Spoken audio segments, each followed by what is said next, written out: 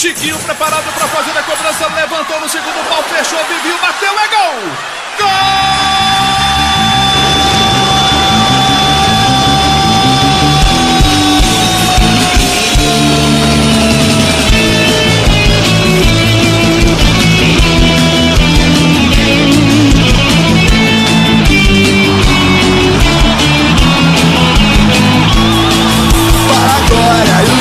Vitória, Uberlândia, o periquito, o mais querido e forte, Furacão, Uberlândia, Esporte. Então, esse time campeão da Copa CBF, da Taça CBF, né, de 1984, foi montado mais ou menos como se monta um time hoje.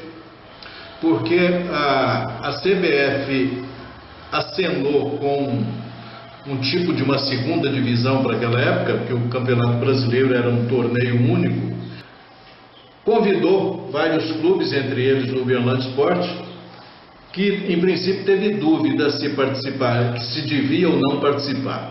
A diretoria, presidida pelo Pedro Carpio Palladini, considerava que seria um campeonato deficitário. E no fim, resolveu participar com o que tinha, ou com o que podia ter. E foi aí que alguns garotos da época tiveram a sua oportunidade. Maurinho, Eduardo, que acabou sendo uma grande revelação do time naquele ano, naquele momento, Cleiton, que era lateral direito, o próprio Zecão, de chegar, ele tinha chegado em 80 de Ituiutaba, ele não tinha se firmado ainda. E quando foi iniciar o ano de 84, o primeiro semestre já era o Campeonato Brasileiro, o segundo semestre era o Campeonato Mineiro. Uberlândia foi disputar essa Taça CBF na época, né, era chamada Taça CBF.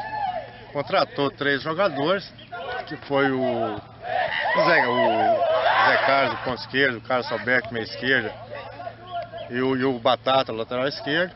E com esses 3 jogadores já montou o time para disputar esse campeonato. E nós conseguimos, já desde o início, uma determinação com o grupo, que nós já tínhamos tudo praticamente, né?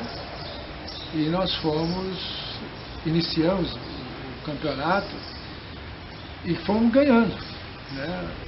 Nós perdemos, na primeira fase, uma partida para o Itumbiara, mas nós podíamos perder, porque nós já tínhamos classificado para outra fase. E isso, o grupo todo, né, se conscientizou, gostou dessa ideia de estar evoluindo no campeonato, passando de fase em fase. Veio o mata-mata, muito grande, muito distante, e até que a gente foi passando dessas fases, né, ganhando o Guarani, ganhando a Ponte Preta. Então, esse ano todo nós perdemos 3 partidas. E o Uberlândia iniciou num grupo de 4 clubes, que era América Mineiro, Uberaba, Guarani e Divinópolis. O Uberlândia classificava 2, o Uberlândia classificou em primeiro lugar nessa chave e depois já partiu para o mata-mata. Lembro muito bem num jogo aqui, Uberlândia e Guarani de Campinas. O primeiro jogo aqui e o segundo lá. E era mata-mata. O Uberlândia empatamos aqui 0-0 e, coincidência, era uma época de carnaval e o nosso treinador, que era o 109, o São Vicente, ele liberou a gente para o carnaval. Aí a imprensa caiu de pau porque não teria que ter liberado a gente, que a gente teria que estar treinando, porque a gente teria um jogo muito difícil, que era contra o Guarani em Campinas. E o time do Guarani tinha Júlio César, jogador da seleção, jogador da Europa, Neto, Wilson Gotardo, era uma grande equipe. E o Uberlândia foi em Campinas e eliminamos o Guarani em Campinas. Aí o próprio torcedor, o próprio pessoal da imprensa começou a acreditar muito mais no Uberlândia, lógico. Porque ninguém em sã consciência imaginava que o Uberlândia, com aquele time meio que improvisado, pudesse superar o Guarani, principalmente do Brinco de Ouro da Princesa. E lá vem a primeira grande surpresa. Ele ganhou o jogo. E eliminou depois, com o segundo, eliminou o Guarani.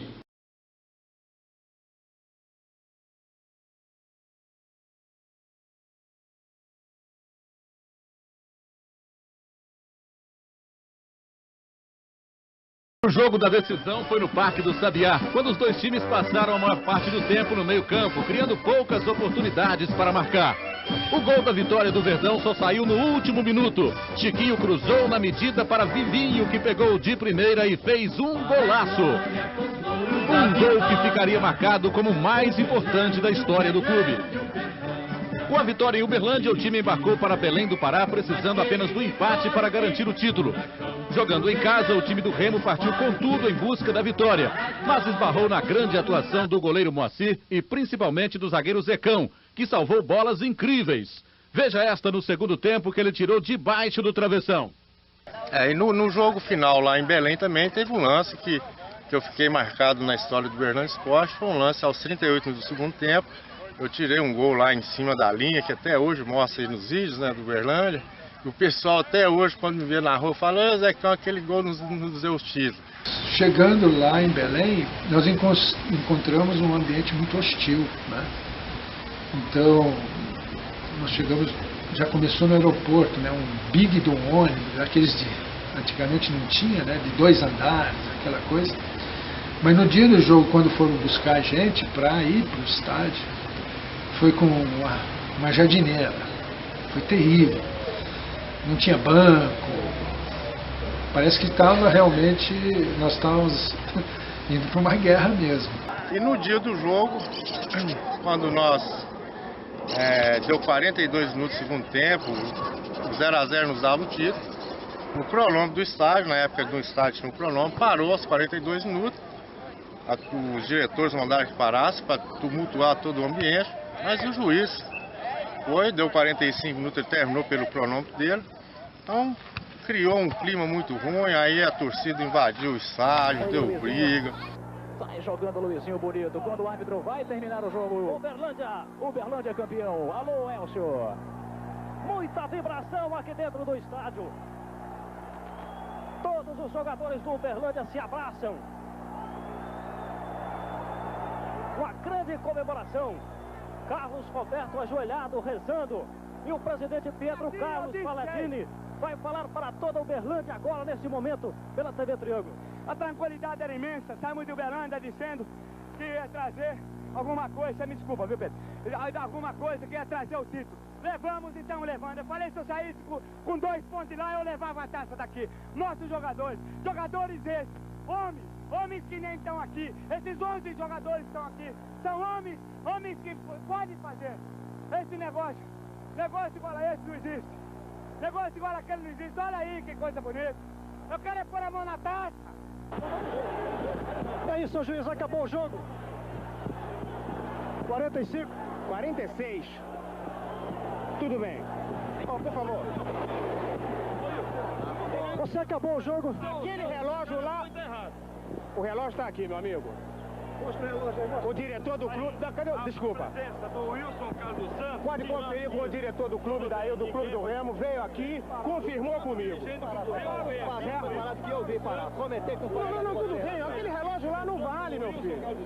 Aí, tranquilidade depois de apitar o final do jogo, Wilson. Tá tudo bem, meu amigo, não há problema nenhum. O diretor do clube do Remo veio aqui, confirmou o horário comigo. Tá tudo bem. Faltam 4 minutos para terminar o jogo. Oh, por favor, mostra pro moço aí.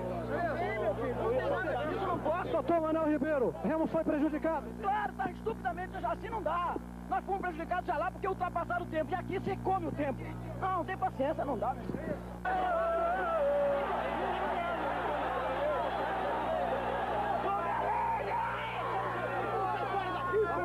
Sai fora daqui! E tiveram pouca proteção da polícia. A fúria maior dos torcedores era contra o juiz Wilson Carlos da Federação Carioca, que apitou o final da partida aos 43 minutos. Segundo o placar eletrônico, que ficou parado aos 34 e aos 38 minutos. Pelo cronômetro do juiz, o tempo de jogo era de 46 minutos. O presidente do Uberlândia, Pietro Carlos Paladini, dava entrevista às rádios com ironias aos torcedores e jogadores remistas. Na confusão, os torcedores foram se aproximando e no tumulto da pancadaria, o lateral esquerdo Batata do time do Uberlândia, juntamente com o lateral direito Luizinho, agrediu o torcedor Emanuel Joaquim da Silva, que um soldado da PM ainda fez massagem no torcedor remista, mas não adiantou. Removido para o serviço médico, morreu minutos depois. Tinha 52 anos e era motorista da FUNAI. No tumulto, mais de 100 pessoas ficaram feridas entre torcedores, jogadores e policiais. Foi aberto inquérito para se apurar as responsabilidades. Todos os jogadores do Uberlândia estão detidos para averiguações.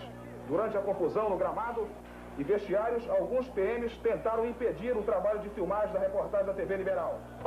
Ô, doutor Fleury, quantos atendimentos aqui após o jogo Remo e Uberlândia? Olha, após o jogo nós não podemos precisar devido a esse grande acúmulo de atendimentos que nós estamos tendo agora. Ao final do jogo nós tínhamos 17 atendimentos, todos 17 sem nenhuma gravidade maior. E no final do jogo, devido ao tumulto ocorrido, nós tivemos maiores problemas, inclusive com um morto, provavelmente em virtude do traumatismo que ele levou ao apanhar no campo. Agora, nós só podemos precisar o diagnóstico real da causa-morte através do laudo necrótico dele. Os dois jogadores, Luizinho e Batata, estavam acompanhados do presidente do Uberlândia, Pietro Carlo Palladini, e dois advogados. A juíza da primeira vara penal, Maria Isabel Benoni, pediu que a imprensa se retirasse para ter uma conversa com os jogadores e o presidente do time. A conversa durou mais de meia hora e de fora a imprensa aguardava com expectativa. A doutora Maria Isabel Benoni leu a sentença e fundamentou a decisão dela. Decidi relaxar esta prisão após uma análise detalhada do laudo de exame necroscópico que atestou como causa-mortes hemorragia intracraniana por ruptura de aneurisma de uma artéria cerebral esquerda após violenta emoção. Pessoalmente me declarou o Dr. João Emílio de Brito Freire, legista do Renato Chaves, que as lesões externas apresentadas não provocariam a morte da vítima em hipótese alguma. Por outro lado, as circunstâncias em que se viram envolvidos os acusados mostram a desnecessidade de mantê-los encarcerados, apesar de estarem recolhidos ao batalhão de guarda da Polícia Militar. Embora a prisão esteja revestida das formalidades legais, eu deferi o pedido levando em consideração, primeiro, as circunstâncias da ocorrência delituosa tenham levado um país inteiro a manifestar-se de uma forma ou outra. As mesmas não evidenciam grave periculosidade. Por outro lado, os acusados são primários, têm emprego e domicílio certo. Como vocês receberam a decisão da juíza? Com tranquilidade. Mais uma vez, houve o bom senso da justiça e a doutora Benoni liberou para que nós possamos viajar. E você? Com muita expectativa também e com a cabeça bastante fria, já que realmente a minha culpabilidade foi mínima, apenas eu fui indiciado. Eu tomei um soco, o que eu vou falar para você aqui foi o que eu botei no depoimento meu. Eu tomei um soco no queixo, quando eu levei a mão... Você não sabe de quem é? Sei de onde veio. Quando eu olhei, já tinha um torcedor caído e o pessoal passando por cima. E nesse momento, o meu pensamento era agredir, porque eu tomei um soco, eu queria me defender. Com o relaxamento do flagrante delito, o processo vai agora para as mãos da polícia e em seguida para o Ministério Público, para ser denunciado ou arquivado. Hoje, os jogadores seguem ainda para Uberlândia. Quanto ao empate, não tenho nada a reclamar. Quanto ao juiz, menos ainda, ninguém tem nada a reclamar. Em primeiro lugar, não foi dado nenhum cartão amarelo. Por que não foi dado nenhum cartão amarelo? Vocês que são repórteres, vocês que são povo, vocês que entendem do futebol, podem nos dizer. Se não foi dado o cartão amarelo, porque não teve brutalidade nem pancadaria. Se não foi dado o cartão amarelo, porque não teve necessidade para ir. Eu acho que foi duas equipes, coesa e irmanadas, que puseram uma partida para que o povo pudesse olhar e o povo pudesse ver aquele que teria o direito de ficar com a taça CBF, aquele que seria melhor dentro das 4 linhas. Foi o Uberlândia, levou um empate, é o que necessitava, com 2 lá e 1 aqui, 3. O resto tudo bem, muito no final de tudo isso, depois de vários dias, fomos até bem tratados, coisa que nós não esperávamos ser bem tratados, fomos bem tratados. Só que a gente estranha o seguinte, que futebol é um passo, é uma cama para todo mundo subir ao que almeja político. Como eu não almejo felicidade. Agora o Uberlândia tem condições psicológicas, pelo menos, de fazer uma boa campanha nessa Taça de Ouro? Ela tem condição, ela não é que ela tem condição psicológica, ela vai ser obrigada a ter condição psicológica. Em primeiro lugar, ela não deve. Em segundo lugar, ela não é o que dizem. Terceiro lugar, os jogadores não são aqueles que falam. O próprio laudo cadavérico, ou o laudo que se a necrópsia diz que nada constatou a respeito de pancadaria na cabeça, onde surgiu a causa-morte, aneurisma cerebral. Ele já existia, o Uberlândia não deu pinga para ninguém beber. Nós não temos culpa disso, tá certo? A parte alcoólica da pessoa, o esforço físico, a emoção, tudo isso veio abalar, estourar um vaso sanguíneo que o mesmo já tinha na cabeça. Isso foi provado pelos médicos do Instituto Médico Legal e também pelos próprios médicos da família.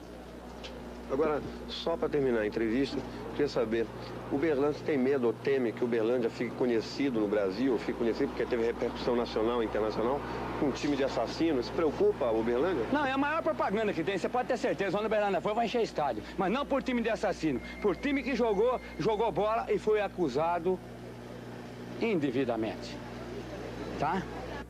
Aqui no centro de Uberlândia, em uma das mais tradicionais agências de jornais e revista, a Agência Itacolomi, o panorama era este.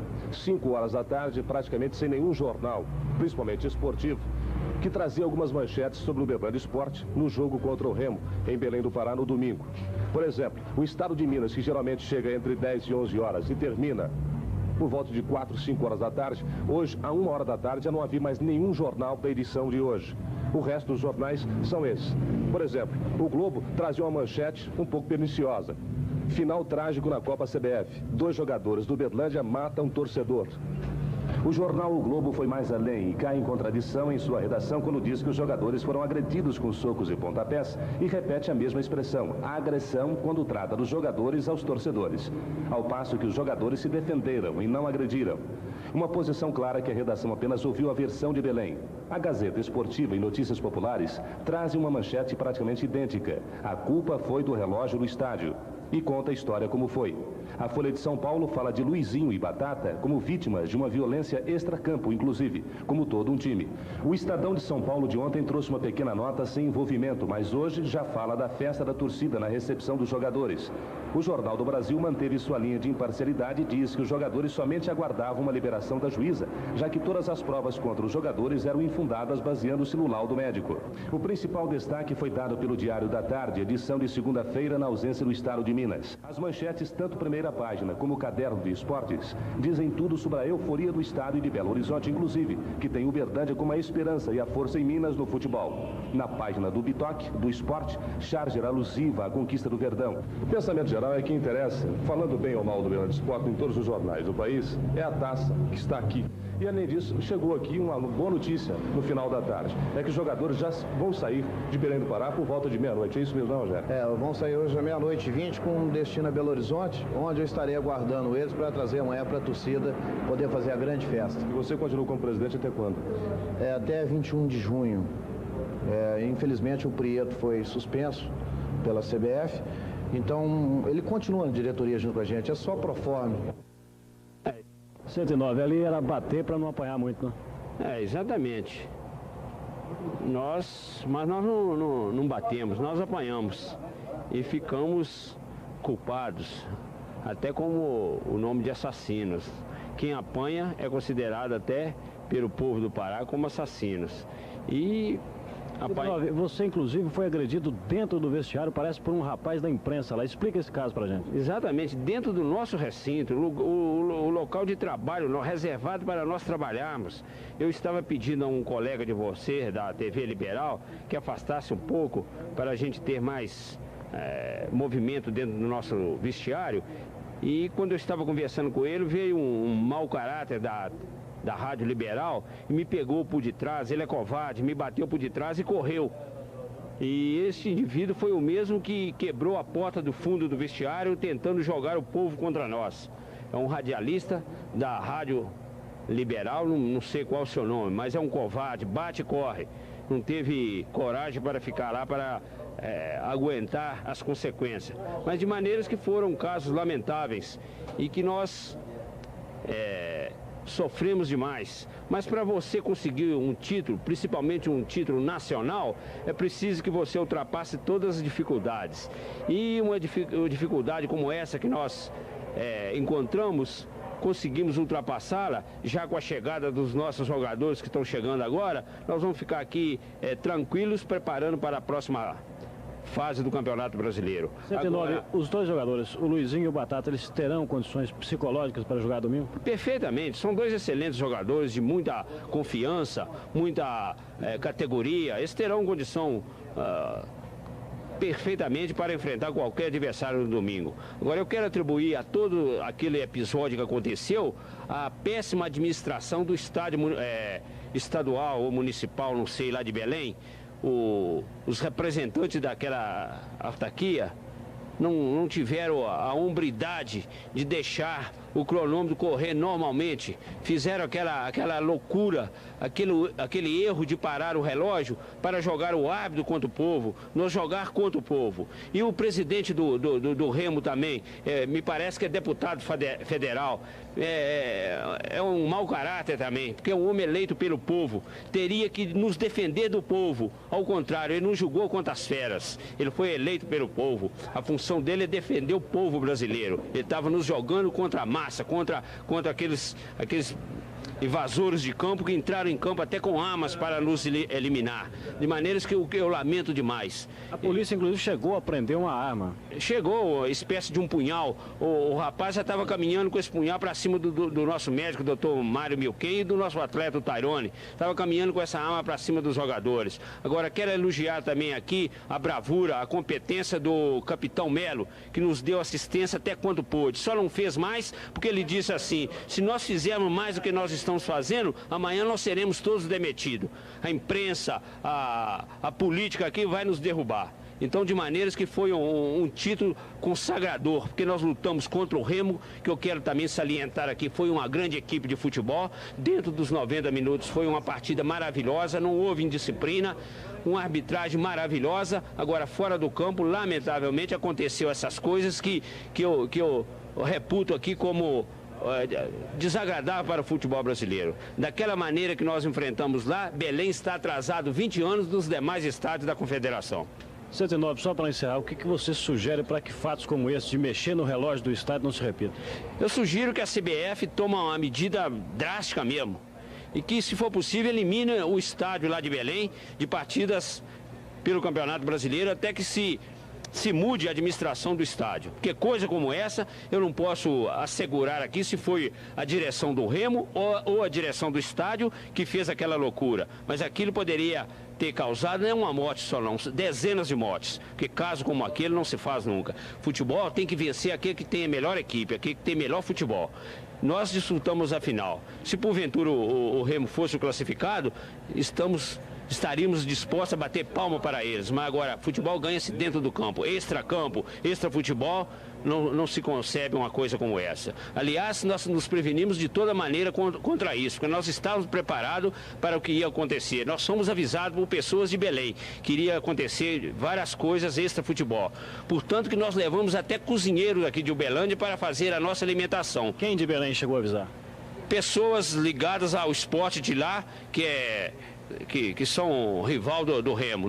Nós fomos avisados que haveria muitas coisas extra-campo, extra-futebol, e nós fomos prevenidos. Mas, infelizmente, nós fomos comemorar o nosso título dentro do campo e aconteceu o caso lamentável que aconteceu. A cidade parou, né? Nós tivemos, na época, os voos, era só em Brasília, Uberlândia não descia aviões maiores, então a gente pegava os voos sempre em Brasília e o ônibus do Uberlândia nos pegava lá e trazia a gente para Uberlândia. Então, na chegada em Brasília, por volta de 10 e pouco, o ônibus do Uberlândia nos levou de viagem para Catalão, onde nós almoçamos lá. E em Brasília já tinha a torcida do Uberlândia nos aguardando, né? Em Brasília, e o Catalão precisou de fechar a porta para a gente poder almoçar, porque tinha os torcedores do Uberlândia que estavam dentro do restaurante no Catalão. E de Catalão para cá até chegar em Uberlândia foi aquela carreata, né? Costuma chegar em Uberlândia pelo trânsito que estava, né? O pessoal comemorando. E isso vai ficar sempre marcado, não só para mim, como para todos aqueles que participaram, né? Tenho certeza que o Uberlândia, quando a gente chegar na cidade, a recepção vai ser maior ainda.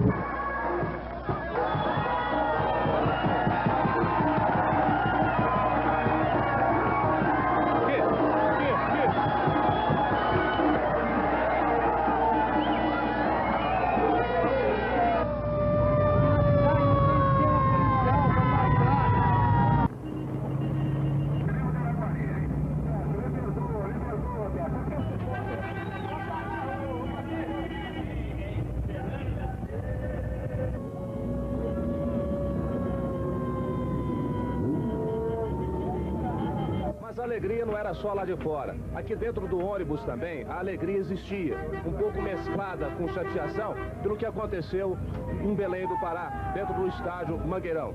Maurinho está aqui, também foi assediado, inclusive pela imprensa lá, né, Maurinho? Queria que você desse uma entrevista, você não permitiu isso.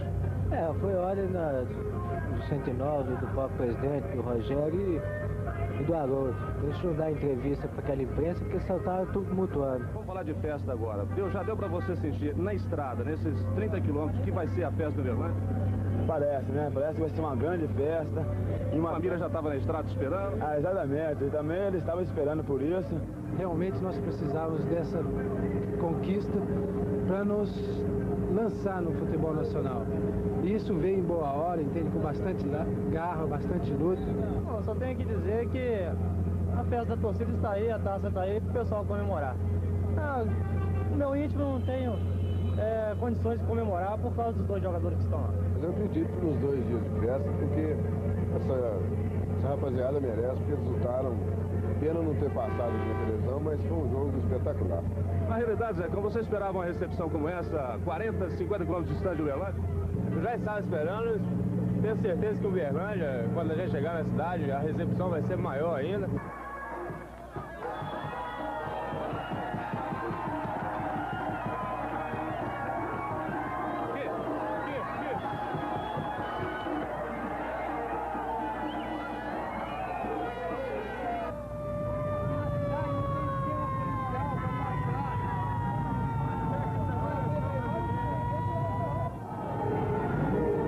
Nós tínhamos combinado com a diretoria aqui de procurar não fazer uma manifestação mais tímida, uma outra mais calorosa amanhã, quando chegassem os outros. Mas a gente não pode segurar o povo, né? O povo saiu, está na rua com essa alegria toda. O negócio é deixar ver a festa. Hoje é feriado. O povo já decretou, já virou feriado. 109, agora há pouco nós conversamos dentro do ônibus, nós tocamos nessa recepção. Você esperava realmente isso ou não? Esperava, porque essa torcida é fanática.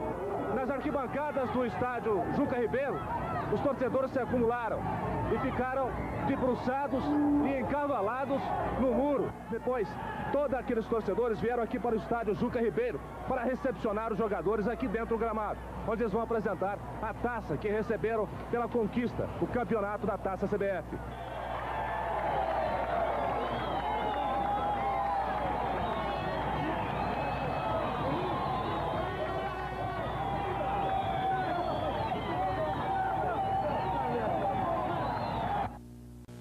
Os jogadores Luizinho e Batata, o presidente Pietro Palladini e os médicos Rofle Cecílio e Mário Milquem saíram de Belém ontem à noite com destino a Belo Horizonte. De lá, eles vieram num Xingu cedido pelo Grupo ABC. A chegada aqui em Uberlândia foi muito emocionante. Primeiro, o reencontro com os companheiros da equipe e familiares. Depois, o contato íntimo com os torcedores.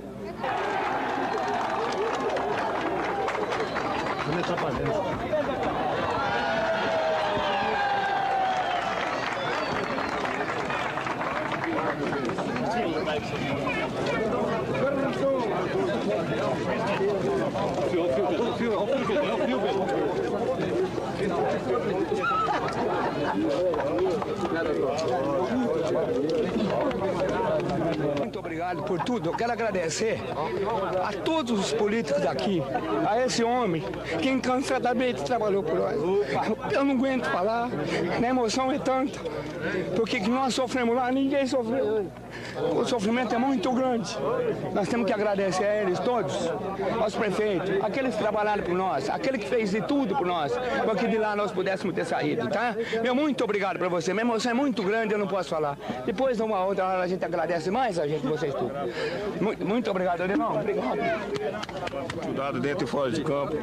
E isso não tem nem como falar. É um negócio que está dentro da gente, mas não sai. A gente tem que agradecer em geral o apoio maciço que nós recebemos até o começo desse campeonato. E nós temos que agradecer a todos que nos ajudaram e vão continuar nos ajudando, porque é em prol a nós e em prol a nossa comunidade. Você teria condições de jogar domingo? Se Deus quiser, é bom a gente jogar para a gente mostrar para essas outras pessoas que, apesar de estarmos abatidos psicologicamente, nós vamos entrar em campo para mostrar o nosso valor. Satisfeito agora em casa, Batata? É, rapaz, parece que a gente chegou no outro mundo, não é brincadeira não. A barra que a gente passou lá foi muito difícil, mas a gente sabia que tudo voltaria ao normal porque a gente era inocente. O pessoal tentou envolver a gente num negócio muito estranho, mas a justiça, mais uma vez, houve o bom senso, a doutora liberou a gente. A equipe, ela era muito determinada, né? Então, o que mais chamava atenção é amor na prática do futebol.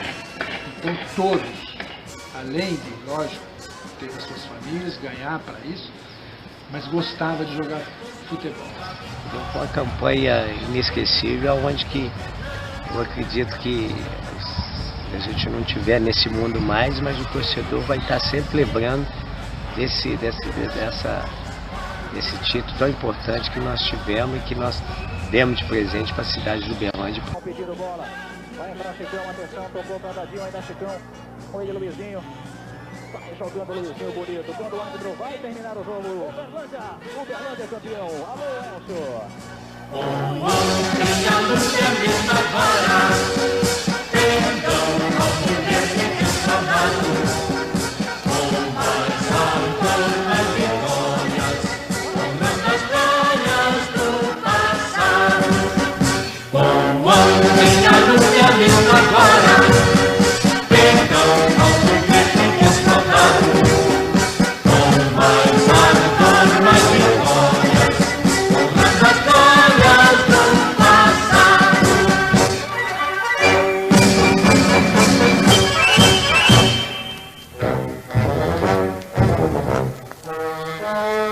Nossa torcida é vibrante, a velha guarda e a mocidade.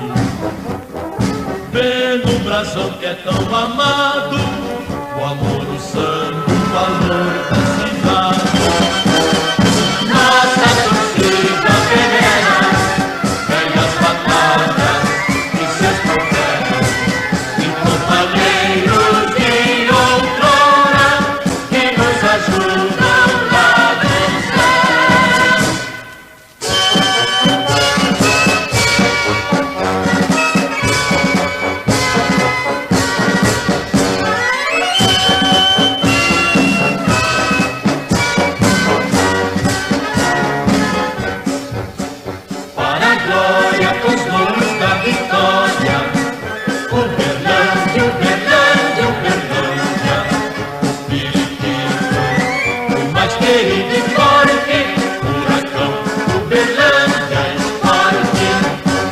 Vitória, com os louros da vitória, Uberlândia.